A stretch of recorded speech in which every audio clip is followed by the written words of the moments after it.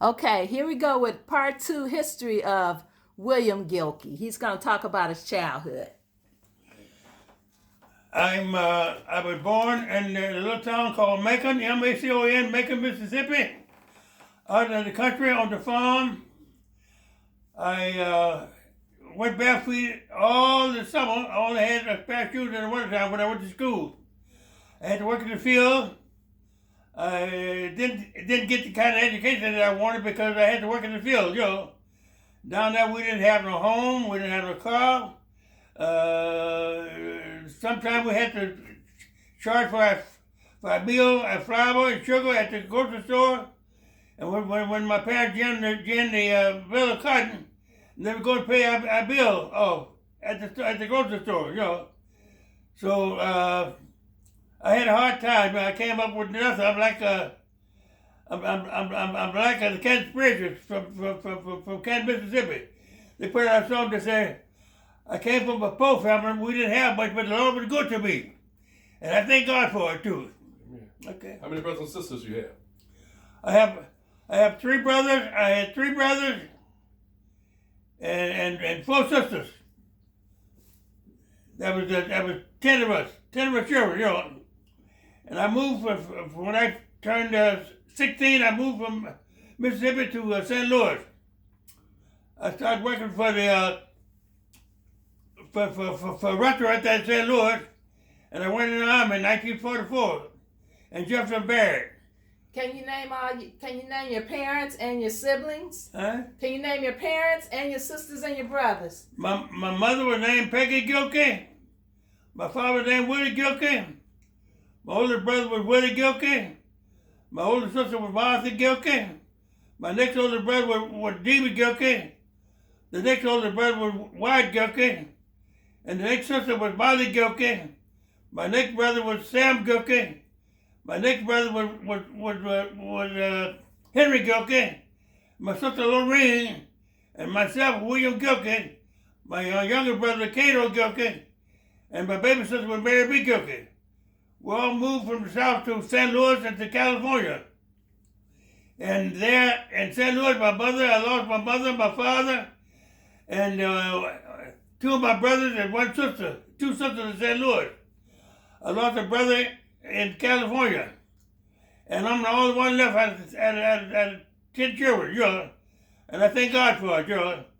I have a son and two daughters, and they see after me. They the good Lord, keep me in shape, you know, keep me going. Thank God for it. Okay. How far did you have to go walk to school? Oh, down in Mississippi when I was a little boy going to school. What's the name of the school? I had to work both in the field and then go to school. I walked to school with a mile one way. They didn't have no car, they didn't have no transportation, we had to walk. And then when I come from school, I had to go and work on the farm, you know, milk the cows, pick cotton, chop corn, whatnot, you know, farming. What was the name of the school? Not to be industrial school in Macon, Mississippi. Okay. Not to be industrial school. I went to the 5th grade, that's when I got into school. But when I moved to Chicago, I started to further my education, going to the school to get my at night, to get the education, you know. And it helped me to get better jobs and a better life. And as a kid, what did you all do for fun? What we doing fun? From fun. What'd you do for fun? For the farm? What was fun? As a kid, what'd you do for fun? Did you play? Did you have fun as a child? No, we had to work. We had to work. But as a child, we had to work. We didn't have no fun. Okay. You work 7 days a week down south, you know. Okay. What about? Okay. Did you said you went to school later? So did you go to Illinois Masonic Institute of IT here? It's talking about Chicago. Yeah, here in Chicago. I went to the For his education. Roosevelt University downtown. I went to the Englewood High School. Yeah, but he told me. And to further my education, I didn't get it down south because I couldn't afford it down south because I had to work on the farm, you know. So we didn't get no education down south, you know. We had to work, you know. go to school, and then go to the field and work. You couldn't learn nothing down there. You had to learn all about it. You had to work, had to learn how to farm, how to survive, you know. Where'd you get your clothes from? We got one pair of shoes a year down in Mississippi, and we could only have shoes in the wintertime, and sometimes we didn't have shoes. We had to go barefooted in the summertime, you know. We didn't have shoes in the summertime, you know.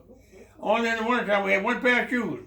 And that's all we were able to get. That's all my parents were able to get me, you know, one pair of shoes to all of us, you know. You say you had to work on a farm. What kind of crops did you all grow? We grew cotton, corn, peanuts, sweet potatoes, vegetables, all kind of vegetables. One night we had cows, we milked cows. We turned our milk. We got butter from our milk, you know, and we had to buy nothing but the only thing we had to buy from the store was flour and sugar.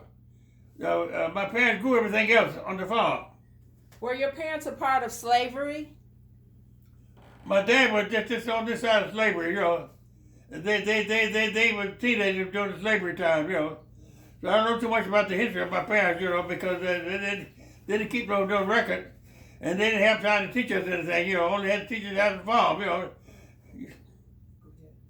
What were the names of your uncles and your aunties, and from your mother and your father?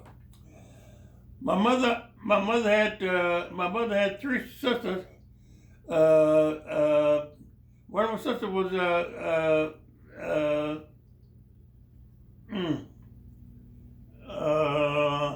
she had two brothers and two sisters.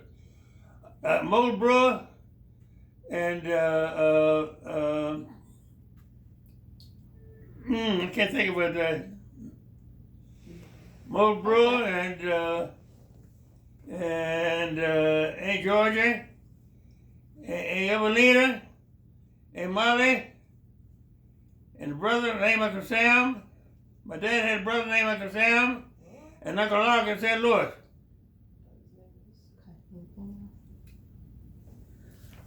Okay, thank you so much. That concludes the portion on childhood. We're going to take a quick break, and then we're going to come back with our next topic.